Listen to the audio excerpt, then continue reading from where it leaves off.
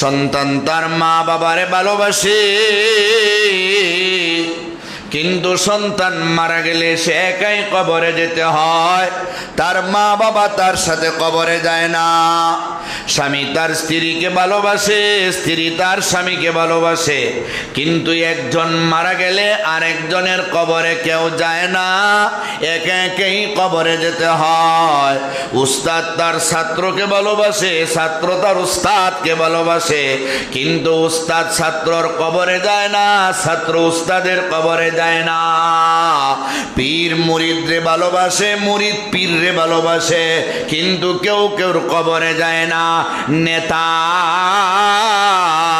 যারা নেতা হয় এবং যারা নেতা মানে এক দল আরেক দলের কবরে যায় না, একা একাই কবরে যেতে হয়। আরে মানুষ যখন মারা যায়, উপরের বিল্ডিং এ থাকলেও তার নিচে নামায় দেওয়া হয়। আপনজন রাত্রি বেলাও তার কাটে ঘুমায় না, তাড়াতাড়ি করে বাহির কইরা দৌত কইরা কাপড় লাগাইয়া প্যাকেট করে দেয় আর শেষ বিদায় করে দেয়। মুর্দা তখন চিল্লে চিল্লে কান্দে, তোমাদের জন্যে তো কোটি টাকা দিয়া বাড়ি বানাইলাম, ওই বাড়ি থেকে আমারে এত তাড়াতাড়ি বাহির করে দিলা, রাতের বেলা শুধু মরলাম, সকালে আমারে ঘর থেকে বের করে দিলা, একটা দিনও আমারে ওই বাড়িতে থাকতে দিলা না। ওরে আমার বিবি, আমারে কাপড় লাগায়া কবরের দিকে নিয়ে যাও, তুমি দেখি ঘরের ভিতরে শুধু কান্দো, আমার সাথে যাওয়ার জন্য দেখি তোমার ইচ্ছা নাই। দুনিয়াতে আমি মার্কেটে গেলে তুমি আমার পিছু ছাড়ো নাই, দুনিয়াতে আমি যে কোনো জায়গায় গেলে আমার সাথে থাকতে চাইতা, কিন্তু আজ একা একা কবরে যাচ্ছি, তুমি বুঝি আমার সাথে যাইবা না গো, আমি কেমনে গো একা একা গিয়ে ওই কবরে থাকব। আমার সন্তানের রে, তোমাদের জন্য ওই বাড়ি বানাইলাম, কত গাড়ি কিনলাম, কত মিল ফ্যাক্টরি কিনলাম, কিন্তু তোমরা এত নিমক খারাম কেমনে হইলা রে, আমার একা একা কবরে পাঠিয়ে দিচ্ছ। একটা সন্তানও আমার সাথে কবর পর্যন্ত, কবরের ভিতরে যাওয়া পর্যন্ত তোমরা রেডি হচ্ছ না। আরে তোমরা তো বড় জোর আমারে মাটি চাপা দিয়া রেখে আসবা, আমার পাড়া প্রতিবেশী তোমরা কে গো, আমি জানি তোমরা কেউ আমার কবরে যাইবা না। আমি তাকে দেখি, আমি পবিত্র কোরআন শরীফের সূরাতুন নহলের ৯৬ নম্বর আয়াত থেকে মোট ৫টি আয়াতে কারিমা তেলাওয়াত করেছি।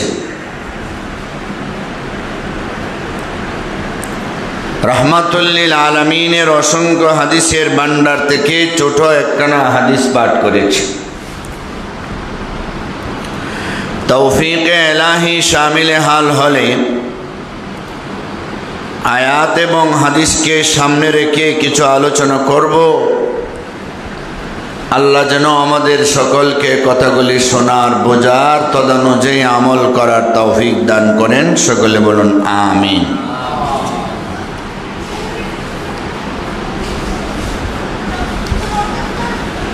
আল্লাহ রাব্বুল আলামিন আমাদেরকে এই দুনিয়াতে চলার জন্য, থাকার জন্য, বসবাসের জন্য অনেক কিছু দান করেছেন।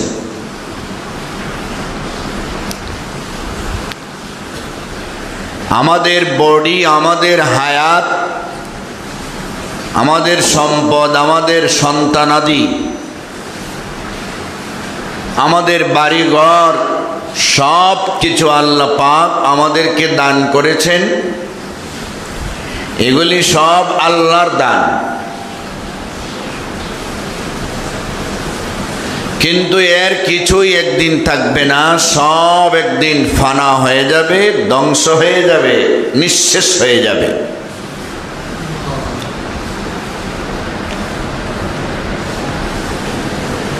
আল্লাহর কাছে যা আমরা জমা রাখতে পারবো কেবলমাত্র তাই থাকবে, আল্লাহর কাছে আমরা পরকালে গিয়ে তাই পাবো।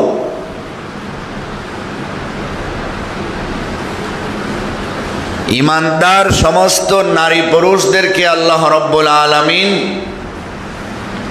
ইমানের পরে সৎ কর্ম করার,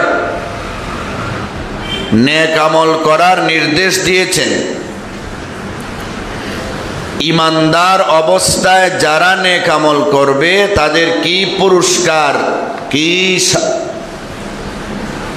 শান্তি আল্লাহ পাক দিবেন তা কোরআনের বিভিন্ন আয়াতে বর্ণনা করেছেন। ইবাদত বন্দেগী করতে সময় শয়তান আমাদেরকে ধোঁকা দিবে, ইবাদত করা থেকে শয়তান আমাদেরকে দূরে রাখতে চাইবে। তখন সময়ে শয়তানের কুমন্ত্রণা থেকে আল্লাহর কাছে আশ্রয় প্রার্থনা করতে হবে। সেই শিক্ষাটাও আল্লাহ আমাদেরকে দিয়েছেন। সত্যিকারের ইমানদার আল্লাহওয়ালা যারা, এদেরকে শয়তানে কোনো ক্ষতি করতে পারবে না। যারা শয়তানের বন্ধু হয়ে যায়, শয়তান কেবলমাত্র তাদেরকেই গুনাহ করাইয়া জাহান্নামের যোগ্য বানাইতে পারবে। এই দুনিয়াতে চলার পথে আল্লাহ আমাদেরকে ভালো পথে পরিচালনা করার জন্য ফেরেশতাও সাথে দিয়েছেন। কোরআন হাদিস এবং তার বর্ণনাকারী বক্তা, ভালো পথ নির্দেশকারী, ভালো পথে পরিচালনাকারী আল্লাহ পাক আমাদের পিছনে রাখছেন। আবার শয়তানও আমাদের পিছনে আছে। আমরা এখন কোন পথে চলব আল্লাহ পাক সেটা দেখবেন। আর দুনিয়া দারুল ইমতিহান ওয়াল আখিরাতু দারুল জাযা হিসেবে দুনিয়া যেহেতু পরীক্ষার জায়গা, পরীক্ষাতে আমরা কে কি পরিমাণ পাস করব, পরীক্ষাতে আমরা কে কি পরিমাণ উত্তীর্ণ হব সেটা আল্লাহ পাক দেখবেন। আর এর বিনিময়ে পরকালে আমাদেরকে আল্লাহ পাক পুরস্কৃত করবেন।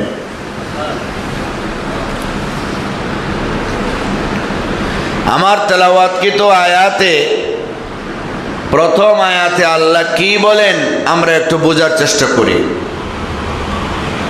আল্লাহ বলেন, মা ইনদাকুম ইয়ানফাদু ওয়া মা ইনদাল্লাহি বাক ওয়া লানাজজিয়ান্নাল্লাযীনা সাবারু আজরাহুম বিআহসানি মা কানু ইয়ামালুন।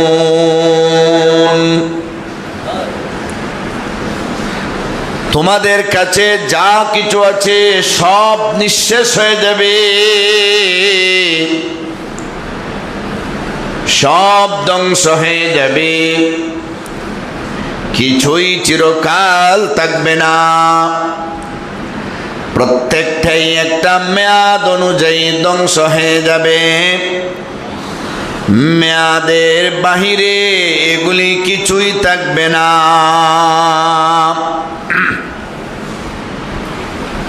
তাফসীর ইবনে কাসিরে আল্লামা ইমাদউদ্দিন ইবনে কাসির রহমাতুল্লাহ আলাইহি লিখেছেন, মা ইনদাকুম ইয়ানফাদু এর ব্যাখ্যা হলো ইয়াফরুগু ওয়া ইয়ানকাজি ফাইন্নাহু ইলা আজালিন মাদুদিন মাহসুরিন মুকদ্দারিন মুতানাহিন। তোমাদেরকে আল্লাহ পাক যা দিছেন এটা একটা নির্দিষ্ট সময় পর্যন্ত, সামান্য কিছু দিয়েছেন, নির্দিষ্ট টাইম অনুযায়ী, নির্দিষ্ট দিন অনুযায়ী থাকবে, এরপরে আর থাকবে না, ধ্বংস হয়ে যাবে। আল্লাহ রব্বুল আলামিন এক নম্বরে আমাদেরকে হায়াত দিলেন, আমাদের কাছে রাখলেন। আল্লাহ বলেন তোমাদেরকে আমি আল্লাহ হায়াতে জিন্দেগি দিলাম, কেউ রে 60 বছর, কেউ রে 70 বছর, কেউ রে 100 বছর দুনিয়াতে আমি বাঁচাইব। এই হায়াতটাও একদিন ধ্বংস হয়ে যাবে, হায়াতটাও একদিন শেষ হয়ে যাবে। কে কতদিন দুনিয়াতে বাঁচবে থাকবে সেটা একমাত্র আল্লাহ জানেন। নিজের হায়াতের কথা নিজেই কেউ বলতে পারবে না। আমি কতদিন দুনিয়াতে থাকবো আমি জানি না। আল্লাহ বলেন এটা নির্ধারিত, কিন্তু তোমরা জানো না। এই হায়াতটাও একদিন শেষ হয়ে যাবে। আমি আল্লাহ তোমাদেরকে হায়াত দিলাম, ওই হায়াত দিয়া তোমরা নেক আমল করবা, গুনাহ থেকে নিজেকে বিরত রাখবা। হায়াত যার যত বেশি, নেক আমল করনেওয়ালার জন্য যেমন লাভ, গুনাহ করনেওয়ালারও তেমন লাভ। হায়াত যত বেশি পাইবে তত লম্বা ইবাদত কইরা আমি আল্লাহর কাছে মর্যাদাবান হতে পারবে। হায়াত যদি বেশি পাও, গুনাহ থেকে তওবা কইরা জাহান্নাম থেকে মুক্তি পাওয়ার ব্যবস্থা অর্জন করতে পারবে। কিন্তু ওই হায়াতটা কত লম্বা, কতদিন তোমাদের কারো জানা নাই, জানি আমি আল্লাহ। আগামীকাল, আগামী মুহূর্তে তুমি বাঁচবে কিনা মরে যাবে যেহেতু জানো না, তাহলে আজকে নয় কালকে ইবাদত করব এইভাবে দিনটারে পিছনে না দিয়া, বরং যখন ওই তোমার সামনে ইবাদতের সুযোগ আসে তুমি তোমার মূল্যবান হায়াতটারে গনিমত মনে কইরা ইবাদত বন্দেগীতে লাগিয়ে দিতে হবে। হায়াতটারে তুমি গনিমত মনে করতে হবে। তুমি এই কথা মনে করো না যে তুমি অনেক দিন দুনিয়াতে বাঁচবে, অনেক দিন পরে তুমি দুনিয়া থেকে বিদায় নিবে। বিষয়টা কিন্তু এমন না, কারণ তুমি তো তার ব্যাপারে কিচ্ছু জানো না। জানি তো আমি আল্লাহ। فَإِذَا جَاءَ أَجَلُهُمْ لَا يَسْتَأْخِرُونَ سَاعَةً وَلَا يَسْتَقْدِمُونَ। মানুষের মৃত্যুর টাইম নির্ধারিত, যখন আসার তখনই আসবে। একটু আগেও আসবে না, একটু পরেও আসবে না। একটু আগেও আসবে না, একটু পরেও আসবে না। এটা নির্ধারিত টাইম। তাহলে হায়াত একদিন নিঃশেষ হয়ে যাবে, হায়াত একদিন থাকবে না। সবার এই হায়াতটা একটা সম্পদ। নেক আমল করার সুযোগ, গুনাহ থেকে তওবা করার সুযোগ, দুনিয়া অর্জন করার সুযোগ, সন্তান লালন পালন করার সুযোগ, মা বাবার সেবা করার সুযোগ, ভালো কাজ করার সুযোগ। এই সুযোগ হায়াত এটা চিরদিন থাকবে না, এটা ইয়ানফাদু, এটা নিঃশেষ হয়ে যাবে একদিন। এই হায়াতটা এখন আমাদের কাছে আছে, মা ইনদাকুম, আল্লাহ বলছেন তোমাদের কাছে আছে, যা ইয়ানফাদু, নিঃশেষ হয়ে যাবে, তা ধ্বংস হয়ে যাবে। তা মা ইনদাকুমের 1 নম্বর ব্যাখ্যা হলো হায়াত। 2 নম্বর ব্যাখ্যা হলো তোমার 3.5 হাত বডি। মাথা থেকে পা পর্যন্ত, মিনার রাসি ইলার রিজিল, মাথা থেকে পা পর্যন্ত তোমার 3.5 হাত বডিটা তোমার কাছে আমি আল্লাহ সম্পদ হিসেবে দিলাম।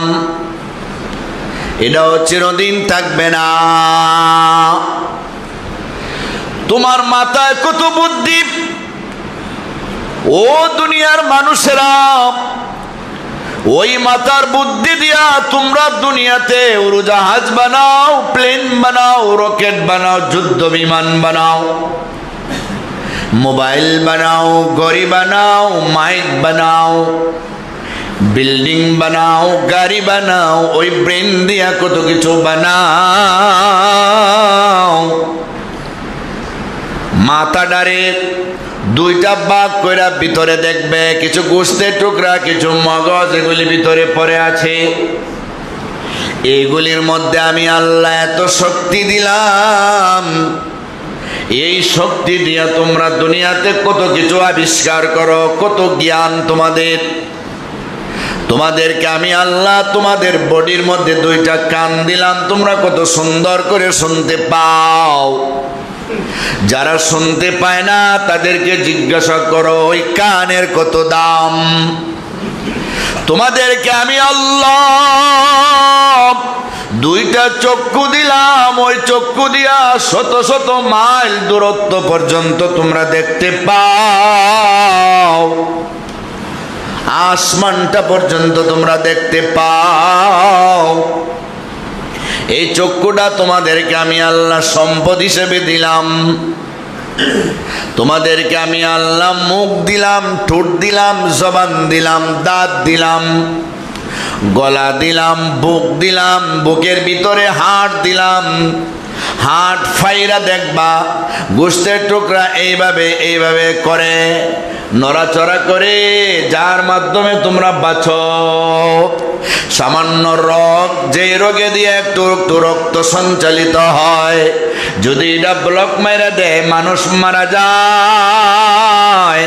রিং বসাইতে হয়, ওপেন হার্ট সার্জারি করতে হয়, এরপরও মানুষ বাঁচে না। সামান্য রক্ত বন্ধ হলে মানুষ মারা যায়।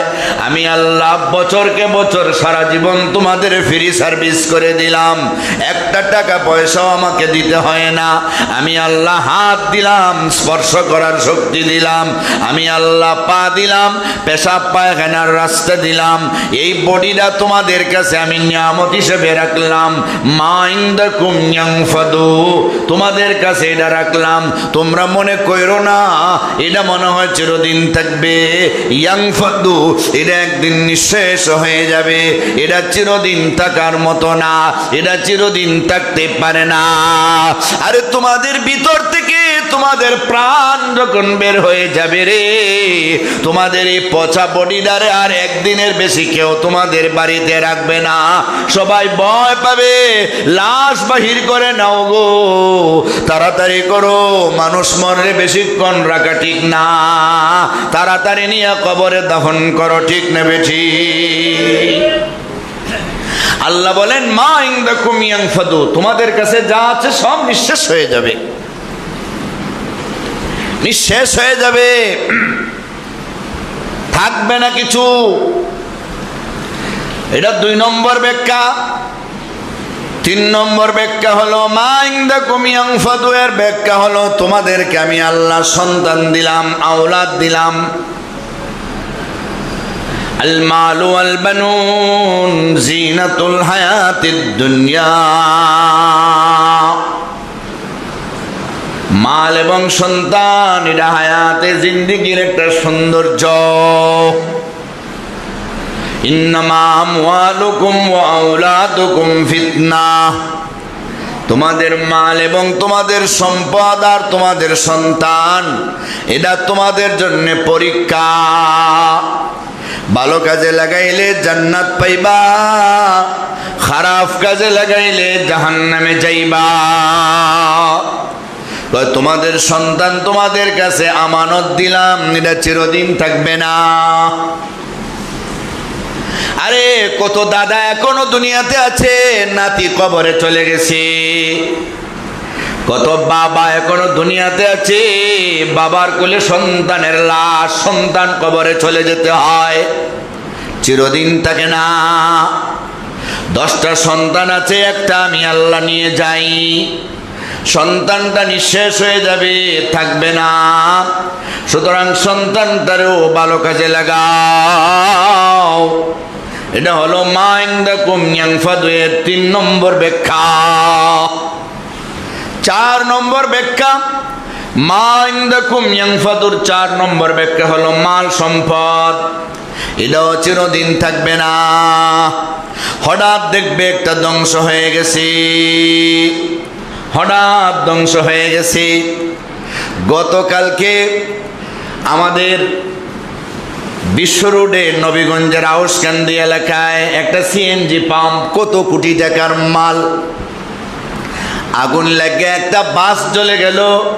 9টা সিএনজি জ্বলল, আর পুরাটা পাম্প জ্বলে একবারে ছাই হয়ে গেল। মালিকের কোটি কোটি টাকার সম্পদ মুহূর্তের ভিতরে শেষ। এটাই বলেন আল্লাহ, মা ইনদাকুম ইয়ানফাদু, তোমাদের মাল একদিন ধ্বংস হয়ে যাবে, এটা থাকবে না, থাকবে না। মালের বড়াই করো না, এটা থাকবে না। সামান্য বেমার হয়েছে দেখবা শেষ, অনেক কিছু শেষ। ক্যান্সার হয়েছে, খরচ করতে করতে সম্পদ সব শেষ, কোটিপতি ফকির। বড় মামলা মোকদ্দমায় পড়ছো, সব শেষ, ফকির। বড় বিপদে পড়ছো, সব শেষ, নষ্ট হয়ে গেছে। আবার তুমি মারা গেছো, তোমার সম্পদ শেষ। তোমার কষ্টার্জিত সম্পদগুলি তোমার সন্তানেরা যে কোনো মনে আপদে বিপদে খরচ করে শেষ করে ফেলবে, এটা নষ্ট হয়ে যাবে। মা ইনদাকুম ইয়ানফাদুর আর এক ব্যাখ্যা, তোমার মান সম্মান ইজ্জত এটাও চিরদিন থাকবে না, একদিন শেষ হয়ে যেতে পারে। যদি রাখতে হয়, যতদিন মনে চায় দুনিয়াতে থাকো, যদি রাখতে হয় বড় হিসাব করে চলতে হবে। এরপরও আমি আল্লাহ ইচ্ছা করলে শেষ করে দিব। কেউ রে আমি আযাব হিসাবে মান সম্মান নষ্ট করে দিব, কেউ রে পরীক্ষা হিসাবে মান সম্মান নষ্ট করে দিব। وَلَنَبْلُوَنَّكُمْ بِشَيْءٍ مِّنَ الْخَوْفِ وَالْجُوعِ وَنَقْصٍ مِّنَ الْأَمْوَالِ وَالْأَنفُسِ وَالثَّمَرَاتِ وَبَشِّرِ الصَّابِرِينَ।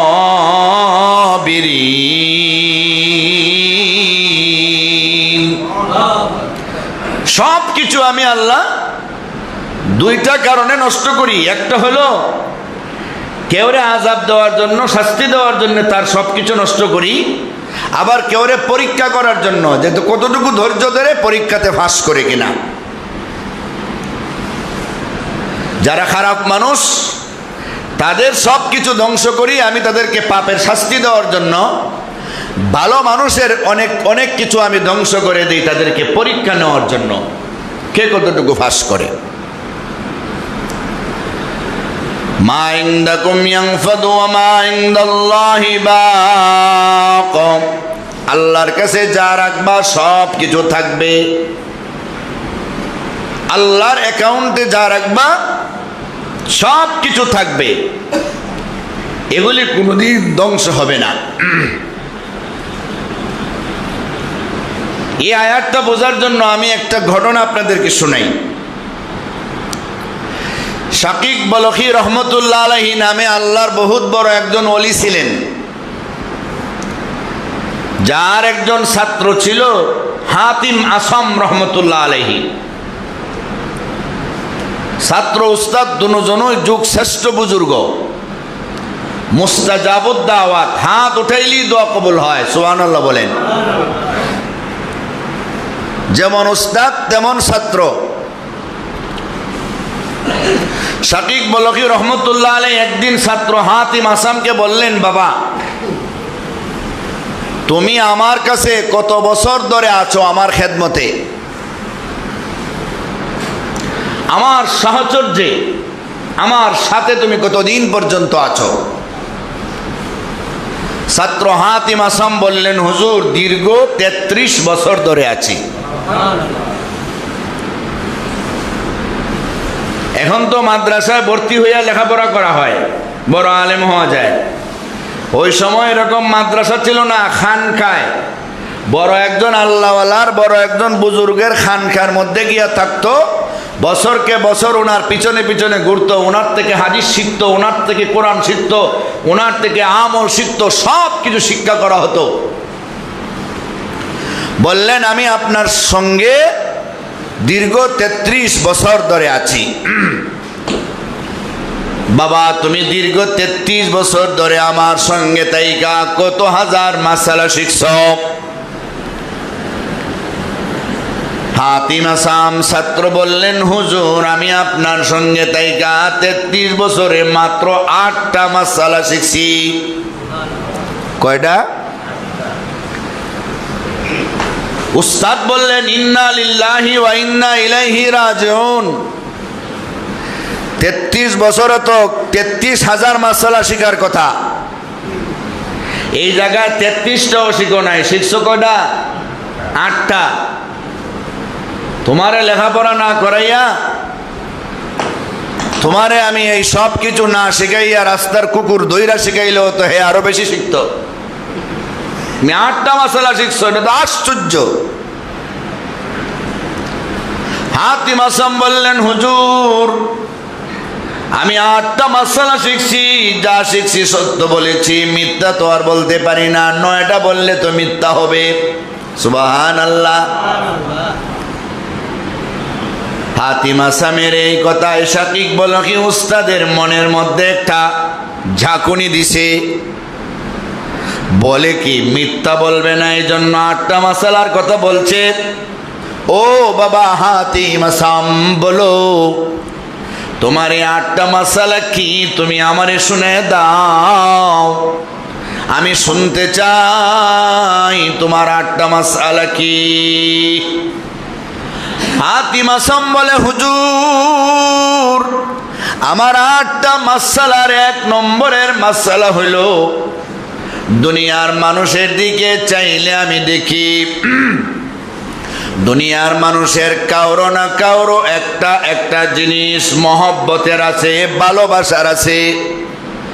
মানুষ তারে ভালোবাসে, মানুষ তারে মহব্বত করে, কিন্তু তার ভালোবাসার জিনিস আর মহব্বতের জিনিস সে মারা যাওয়ার সময় তার সাথে যায় না, সে তার কবরে একা একা যেতে হয়। হুজুর গো আমি তাকে দেখি মা বাবা তার সন্তানকে ভালোবাসে, কিন্তু মা বাবা মরলে একা একা কবরে যায়, সন্তান কেউ তার কবরে যায় না। সন্তান তার মা বাবারে ভালোবাসে, কিন্তু সন্তান মারা গেলে সে একাই কবরে যেতে হয়, তার মা বাবা তার সাথে কবরে যায় না। স্বামী তার স্ত্রীকে ভালোবাসে, স্ত্রী তার স্বামীকে ভালোবাসে, কিন্তু একজন মারা গেলে আরেকজনের কবরে কেউ যায় না, একে একেই কবরে যেতে হয়। উস্তাদ তার ছাত্রকে ভালোবাসে, ছাত্র তার উস্তাদকে ভালোবাসে, কিন্তু উস্তাদ ছাত্রর কবরে যায় না, ছাত্র উস্তাদের কবরে যায় না। পীর মুরিদরে ভালোবাসে, মুরিদ পীররে ভালোবাসে, কিন্তু কেউ কেউ কবরে যায় না। নেতা যারা নেতা হয় এবং যারা নেতা মানে এক দল আরেক দলের কবরে যায় না, একা একাই কবরে যেতে হয়। আরে মানুষ যখন মারা যায় উপরের বিল্ডিং এ থাকলেও তার নিচে নামায় দেওয়া হয়। আপনজন রাত্রি বেলাও তার কাটে ঘুমায় না, তাড়াতাড়ি করে বাহির কইরা দৌত কইরা কাপড় লাগাইয়া প্যাকেট করে দেয় আর শেষ বিদায় করে দেয়। মুর্দা তখন চিল্লে চিল্লে কান্দে, তোমাদের জন্য তো কোটি টাকা দিয়া বাড়ি বানাইলাম, ওই বাড়ি থেকে আমারে এত তাড়াতাড়ি বাহির করে দিলা, রাতের বেলা শুধু মরলাম, সকালে আমারে ঘর থেকে বের করে দিলা, একটা দিনও আমারে ওই বাড়িতে থাকতে দিলা না। ওরে আমার বিবি আমার কাপড় লাগায়া কবরের দিকে নিয়ে যাওয়া, তুমি দেখি ঘরের ভিতরে শুধু কান্দো, আমার সাথে যাওয়ার জন্য দেখি তোমার ইচ্ছা নাই। দুনিয়াতে আমি মার্কেটে গেলে তুমি আমার পিছু ছাড়ো নাই, দুনিয়াতে আমি যে কোনো জায়গায় গেলে আমার সাথে থাকতে চাইতা, কিন্তু আজ একা একা কবরে যাচ্ছি, তুমি বুঝি আমার সাথে যাইবা না গো, আমি কেমনে গো একা একা গিয়ে ওই কবরে থাকবো। আমার সন্তানেরা রে তোমাদের জন্য ওই বাড়ি বানাইলাম, কত গাড়ি কিনলাম, কত মিল ফ্যাক্টরি কিনলাম, কিন্তু তোমরা এত নিমক হারাম কেমনে হইলা রে? আমার একা একা কবরে পাঠিয়ে দিচ্ছ। একটা সন্তান আমার সাথে কবর পর্যন্ত, কবরের ভিতরে যাওয়া পর্যন্ত তোমরা রেডি হচ্ছ না। আরে তোমরা তো বড় জোর আমারে মাটি চাপা দিয়া রেখে আসবা। আমার পাড়া প্রতিবেশী তোমরা কে গো? আমি জানি তোমরা কেউ আমার কবরে যাইবা না। আমি তাকায় দেখি ওই কবর অন্ধকার ঘর, পোকামাকড়ের ঘর, সাপ বিচ্ছুর ঘর, উপরেও মাটি, বাঁশের চড়াড়ির উপরে মাটি, ডানে বামে মাটি, সামনে পিছনে মাটি। আমার ওই একলা কবরে আমি কেমনে থাকবো? ওই কবরে আমার ভালোবাসার কেউ দেখি আমার সাথে আসো না। হাতিম আসাম ডাকতে বলেন, হুজুর আমি লক্ষ্য করে দেখেছি মহব্বতের কেউ তার সাথে কবরে যায় না। এই জন্য আমি দুনিয়ার কেউর সাথে মহব্বত না রাইকা নেক আমলের সাথে মহব্বত রাখি। আমার ভালোবাসা নামাজের সাথে, আমার ভালোবাসা রোজার সাথে, আমার ভালোবাসা হজের সাথে, আমার ভালোবাসা কোরআন তেলাওয়াতের সাথে, আমার ভালোবাসা দান খয়রাতের সাথে। আমি জানি গো, আমি মইরা গেলেও কবরে আমার ভালোবাসার জিনিসগুলি যাবে। আমার কবরে আমার লাশের পাশে আমার নামাজ দাঁড়ায় যাবে, আমার রোজা দাঁড়ায় যাবে, আমার হজ যাকাত দাঁড়ায় যাবে, আমার কোরআন তেলাওয়াত দাঁড়ায় যাবে। আর মুনকার নাকির প্রশ্ন করার সময় বলবে, মুনকার নাকিরেরা রে, কারে তোমরা প্রশ্ন করতে আসছো? মার রব্বুকা ওয়া মা দীনুকা ওয়া মান নাবিয়ুকা, কারে তোমরা প্রশ্ন করতে আসছো? তারে প্রশ্ন করে লাভ নাই।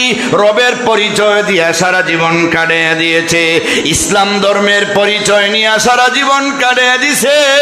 তার মাথা থেকে পা পর্যন্ত ইসলামী লেবাস, নবীর সুন্নতি লেবাস, নবীর উম্মতের পরিচয় দিয়া সারা জীবন কাটিয়ে দিছে।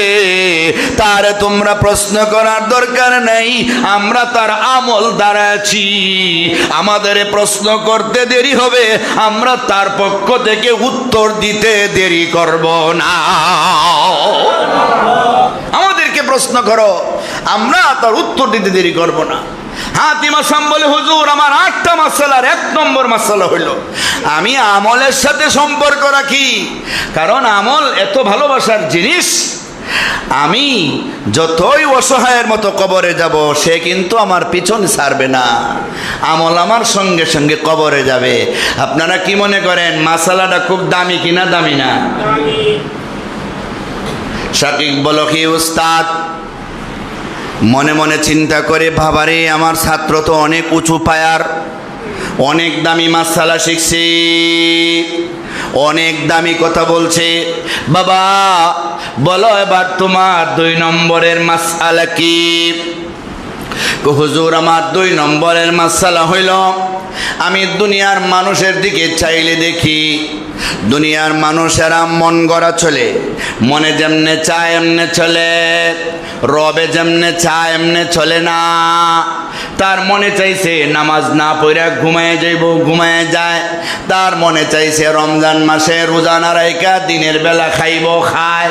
তার মনে চাইছে গান বাজনা করব, করে। মনে যেমনে চায় এমনি চলে, রবে যেমনে চায় এমনে চলে না। অথচ আমি আল্লাহর কোরআনের একটা আয়াতের দিকে চাইলে দেখি, সূরা নাজিয়াতে আল্লাহ বলেন, ওয়া আম্মা মান খাফা মাকামা রাব্বিহি ওয়া নাহান নাফসা আনিল হাওয়া ফাইন্নাল জান্নাতা হিয়াল মাওয়া।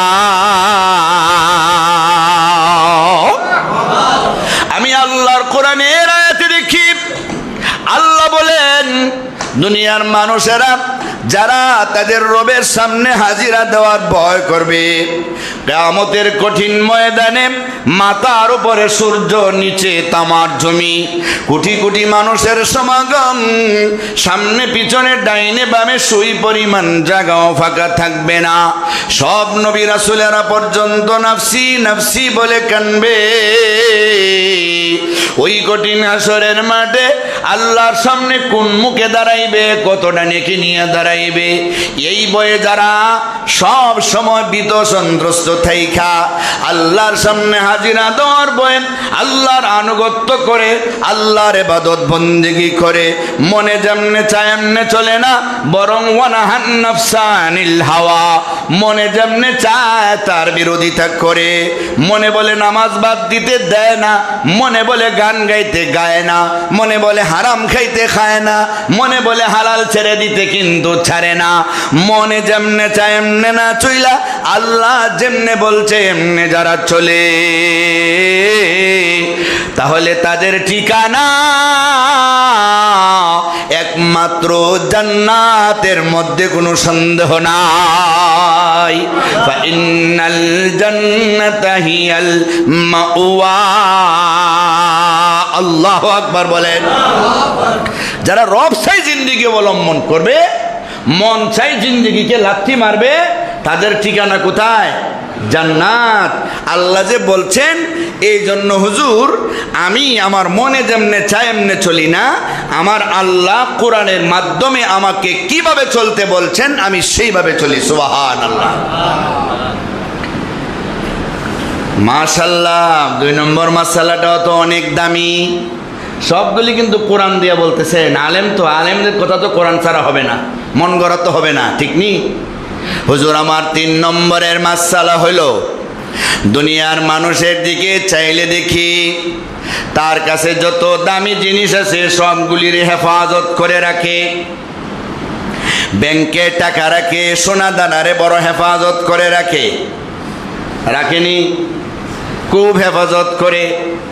দামি আলমারি কিনে, কাঠেরটা বাদ দিয়ে স্টিলেরটা কিনে, লোহারটা কিনে, যেন ছুঁড়ে তাড়াতাড়ি খুলতে পারে না, হেফাজত করে রাখে।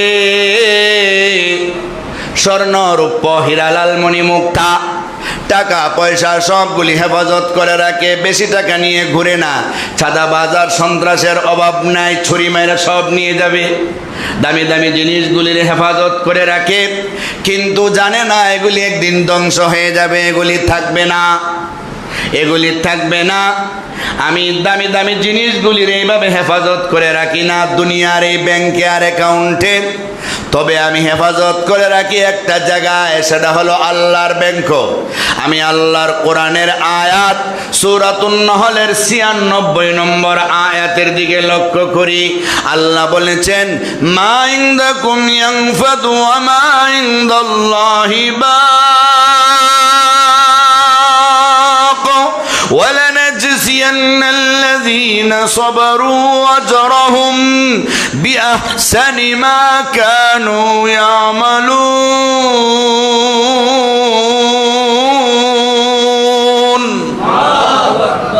আল্লাহ বলছেন, তোমাদের কাছে যা আছে সব ধ্বংস হয়ে যাবে, আমার কাছে যা থাকবে সব তোমরা পাবে, একটাও যাবে না। এই জন্য আমি দুনিয়ার কোনো ব্যাংক ব্যালেন্সে টাকা পয়সা জমা না রাখা আমি আল্লাহর অ্যাকাউন্টে জমা রাখি। স্বর্ণ আসলে এটাও দান করে দেই, টাকা আসলে এটাও দান করে দেই, সবগুলি আমার আল্লাহর ব্যাংক।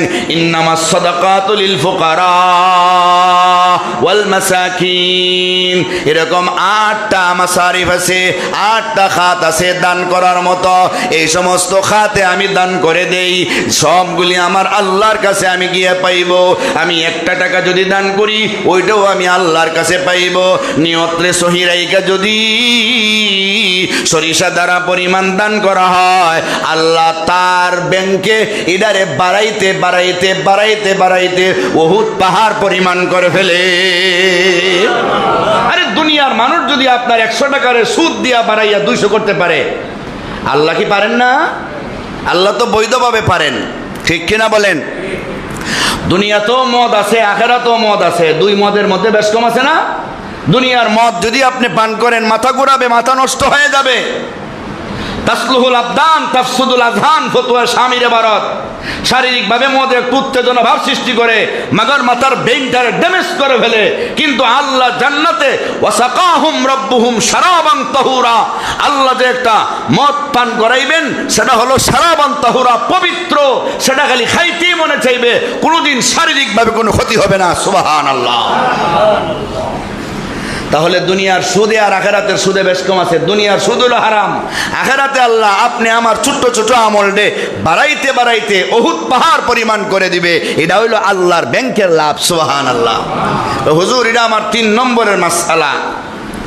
আমি দুনিয়ার কোনো কিছুর মধ্যে এগুলি জমা রাখি না, সবগুলি আমার আল্লাহর অ্যাকাউন্টে জমা রাখি, আল্লাহর অ্যাকাউন্টে জমা রাখি। হুজুর, আমার 4 নম্বরের মাসআলা, দুনিয়ার মানুষের দিকে চাইলে আমি দেখি দুনিয়ার মানুষেরা একজন আরেকজনকে হিংসা করে, একজন আরেকজনের দোষ তালাশ করে, একজন আরেকজনকে হিংসা করে। হিংসা আর ঈর্ষা দুইটার মধ্যে ব্যবধান আছে। আল হাসাদু ওয়াল গিবতা, মাল ফারকু বাইনাল হাসাদি ওয়াল গিবতা। বুখারী শরীফে হাসাদও আছে, গিবতাও আছে, দুইটা শব্দ আছে। গিবতা হইল ঈর্ষা করা, আর হাসাদ হইল হিংসা করা। হিংসা কারে বলে? আরে অমুকের 10 তলা একটা বিল্ডিং যদি আগুন লেগে জ্বলে যেত তো খুব ভালো হইতো, এটার নাম হিংসা। বুঝেন? আর ঈর্ষা কার বলে? তার 10 তলা বিল্ডিং আল্লাহ দিছো, আমারও এরকম একটা বিল্ডিং দাও, পারলে এর থেকে আরো বড়টা দাও। তারটা ধ্বংস হওয়ার কামনা না কইরা নিজেরটা বাড়াইবার জন্য যে বলে, বা ওইটার মতো আমারও দেও বলে, এটার নাম হলো ঈর্ষা। এটা কিন্তু ভালো। এটাকে আরেকজনেরটা ধ্বংস করার জন্য বলছেন নি? না। যদি ধ্বংস করার কথা বলেন তাহলে হিংসা, তার মতো আমার দেও, এটা বলা হইলো ঈর্ষা। এটা ঠিক আছে, দুইটার মধ্যে বেশ কম। যারা হিংসা করে অমুকেরটা নষ্ট হয়ে যাক, অমুকের সুনাম যেন নষ্ট হয়ে যায়, অমুক অনেক সম্মানী হয়ে গেছে, এটা যেন নষ্ট হয়ে যায়, এটার নাম হিংসা। নবী বলেন, ইয়াকুম ওয়াল হাসাদা ফা ইন্নাল হাসাদা ইয়াকুলুল হাসানাত কামা তাকুলুন নারুল হাতাব। তোমরা হিংসা থেকে বাইচা থাকো, কারণ হিংসা তোমাদের নেক আমলকে এমন ভাবে ধ্বংস করে দেয় যেমন আগুনে লাকড়িরে জ্বালায়া ধ্বংস করে দেয়। নাউজুবিল্লাহ। হুজুর, আমি কেউর বিরুদ্ধে কোনো হিংসা করি না, আমি আল্লাহর কোরআনের একটা আয়াতের দিকে চাই। আল্লাহর কোরআনের সূরা ফাতিরে আল্লাহ বলেন, নাহনু কাসামনা বাইনাহুম মাঈশাতাহুম ফিল হায়াতিদ দুনিয়া। দুনিয়ার জমিনে আমি সকলের ইজ্জত, ধন দৌলত, সন্তানাদি, টাকা পয়সা, বাড়ি গাড়ি সব বন্টন করে রেখেছি। হাজারো লক্ষ কোটি চেষ্টা করলেও একটু বাড়াইতে পারবে না, চেষ্টা না করলে একটু কমবে না। আরে কত মানুষ আছে রে, ব্যাংকে গিয়া দস্তখত দিতে পারে না, চেকে টিপ দেয়, কিন্তু তার অ্যাকাউন্টে কোটি কোটি টাকা জমা আছে, দস্তখত জানে না, মগর টাকার মালিক। আর কত মানুষ আছে দুনিয়ার সব লেখাপড়া শেষ, তার ব্যাংকে একটা টাকাও নাই। আসেনি না? নাই। কয় টাকা এটা খালি বুদ্ধিমানে যে পাবে, বিষয়টা এমন না। আল্লাহ বলেন, নাহনু কাসামনা বাইনাহুম মাঈশাতাহুম ফিল হায়াতিদ দুনিয়া। এই হায়াতে দুনিয়াতে আমি রিজিক বন্টন করে দিয়েছি, সম্মান বন্টন করে দিয়েছি, সহায় সম্পত্তি বন্টন করে দিয়েছি। যার ভাগে যা পড়ছে বিনা চেষ্টায় তা থাকবে, চেষ্টা করলেও পারবে না, না করলেও কমবে না, তাই থাকবে। ভাগ্য আমি যেভাবে লিখে রাখছি এইভাবে কিন্তু সে পাবেই পাবে। কাজেই আরেকজনের একটা হিংসা করে আপনার কোনো লাভ নাই, কমাইতে পারবেন না, বরং আরো গুনাহ। এই জন্য আমি আল্লাহর কোরআনের ওই আয়াতের দিকে লক্ষ্য কইরা কারোর প্রতি আমি কোনো হিংসা করি না, আমি আল্লাহর বন্টনের উপরে সন্তুষ্ট। সুবহানাল্লাহ। হাতিম আসাম বলেন, হুজুর, এটা হইল আমার 4 নম্বরের মাসআলা। হুজুর, আমার 5 নম্বরের মাসআলা হইল, দুনিয়ার মানুষের দিকে চাইলে আমি দেখি দুনিয়ার মানুষেরা বড় অহংকারী করে, অহংকার নিয়ে চলে। কেউর বডিটা যদি একটু সুন্দর হয় সে অহংকার করে, কেউ যদি 10-12টা সন্তান হয় সে তার এলাকার সবচেয়ে দামি লোক মনে করে, কেউর একটু সম্পদ বেশি হইলে তারে দামি লোক মনে করে, কেউর গাড়ি কয়েকটা বেশি হলে দামি লোক মনে করে। আসেনি না না এমন? মনে করে আমি সবার সেরা, আমি সবার চেয়ে দামি। কিন্তু আমি আল্লাহর কোরআনের আয়াতের দিকে চাইলে দেখি তার ব্যতিক্রম। আল্লাহ বলেন, ইন্না আক্রামাকুম ইনদাল্লাহি আতকাকুম, তোমাদের মধ্যে সবচেয়ে আমার কাছে দামি ওই ব্যক্তি যার মধ্যে আমার ভয় বেশি, যার কাছে তাকওয়া বেশি, যে আমার ভয়ে নেক আমল ছাড়ে না, যে আমার ভয়ে বদ আমলগুলি করে না, ওই লোকটা আমার কাছে সম্মানী। হতে পারে তার টাকা নাই, হতে পারে তার গাড়ি নাই, বাড়ি নাই, হতে পারে তার সমাজে কোনো ইজ্জত সম্মান নাই, কিন্তু সে যে তাকওয়া অবলম্বন করেছে, সে যে মুত্তাকি হয়েছে, সবার সামনে আমি আল্লাহর কাছে সে 1 নম্বরে সম্মানী। আমি আল্লাহর কাছে সে 1 নম্বরে সম্মানী। সামনে আগে বসেন, সামনে। আমি আল্লাহর কাছে 1 নম্বরে সম্মানী কে? যার মধ্যে তাকওয়া আছে। তাকওয়া দুনিয়ার এই নিয়ামত দিয়ে কেউ সম্মানী হতে পারে না। তাকওয়া যার কাছে যত বেশি সে আমার কাছে সম্মানী। তাহলে আমরা যদি বুদ্ধিমান হই, আল্লাহর কাছে সম্মানী হতে হলে বাড়ি গাড়ি ধন দৌলত দিয়া হয়ে যাবে নাকি? না, তাকওয়া দিয়ে হতে হবে। তাকওয়া দিয়া। তাকওয়া কাকে বলে? ইমতিসালুল আওয়ামির বিইজতিনাবিন নওয়াহি, আল্লাহর করণীয় বিধান পালন করা আর বর্জনীয়গুলি ছাইড়া দেওয়া। এর নাম হইল মুত্তাকি, এর নাম হইল তাকওয়া। সুবহানাল্লাহ বলেন। হুজুর এটা আমার 5 নম্বরের মাসআলা। হুজুর গো, আমার 6 নম্বরের মাসআলা হইল আমি মানুষের দিকে চাইলে দেখি ইমানদারের দুশ্মন বানায়, নামাজি আরেক নামাজির দুশ্মন, এক আলেম আরেক আলেমের দুশ্মন বানায়, মাস্টারে আরেক মাস্টারের দুশ্মন বানায়, এক ব্যবসায়ী আরেক ব্যবসায়ীর দুশ্মন বানায়। সমাজে আসেনি তা? কি বলেন, আসেনি? হ্যাঁ, ইমানদারের দুশ্মন বানায়, আর মানুষরে দুশ্মন বানায়। আল্লাহওয়ালা দেখা যায় আরেক আল্লাহওয়ালারে দুশ্মন বানায়। এই দুশ্মন বানানোর মধ্যে মানুষ লিপ্ত। কিন্তু আসল দুশ্মন আমাদের কে? আসল দুশ্মন কে এটা মানুষ জানে না। হুজুর আমি আল্লাহর কোরআনের আয়াতের দিকে লক্ষ্য করলে দেখি আল্লাহ রাব্বুল আলামিন সূরা ফাতিরের এক আয়াতে আল্লাহ তাআলা আমাদের দুশ্মন কে হবে আল্লাহ নিজে বলে দিয়েছেন, ইন্নাশ শাইতানা লাকুম আদুউন ফাত্তাখিযুহু আদুওয়া ইন্নামা ইয়াদউ হিজবাহু লিয়াকুনু মিন আসহাবিস সাঈর।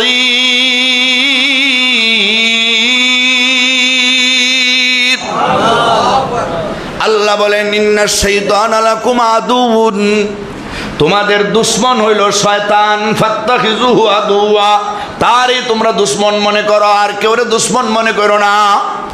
শয়তানে তোমাদের জাহান্নামে জ্বালাইবার গ্যারান্টি নিয়ে আইছে আল্লাহর কাছ থেকে। আল্লাহ তুমি যখন আমারে বঞ্চিত করছো, আদমের রক্তে দিয়া রগে দিয়া সঞ্চালিত হইবার শক্তি আমারে দাও। কি করবে দিলে? আদম এবং তার সন্তানদের গুনাহ করাইয়া আমার সঙ্গী বানাইয়া জাহান্নামে নিয়ে যাইব। যে আমরারে জাহান্নামে নিতে চায় সে আমাদের দুশ্মন।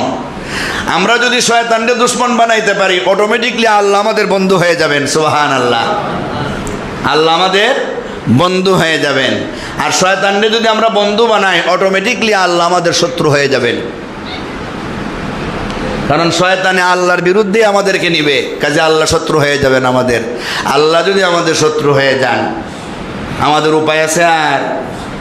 তাহলে হাতিম আসাম বলেন, হুজুর আমার 6 নম্বরের মাসআলা হইল আমি দুনিয়ার কোনো মানুষের দুশ্মন মনে করি না, আমার দুশ্মন হলো শয়তান। আমি যদি কেউরই দুশ্মন মনে না করি, আর ঝগড়া হইব, মারামারি, কাটাকাটি, হিংসা বিদ্বেষ হইব, এগুলি তো দুশ্মনের কারণে হয়। আমি যদি করে দুশ্মনই মনে করি না, আমি যদি সবরে আপন মনে করি, শয়তানকে যদি আমি দুশ্মন মনে করি, আর তো ফিতনা ফাসাদ সমাজে থাকতে পারে না। আরো 2টা মাসালা রয়ে গেল, সময় কিন্তু শেষ। আয়াতও রয়ে গেছে, আগামী জমাতে আমরা বাকি আয়াত, বাকি 2 মাসালা এবং তার ফিনিশিং দিব ইনশাআল্লাহ। আল্লাহ যেন আমাদের সকলকে সবগুলি কথার উপরে আমল করার তৌফিক দান করেন, সকলে বলুন আমিন।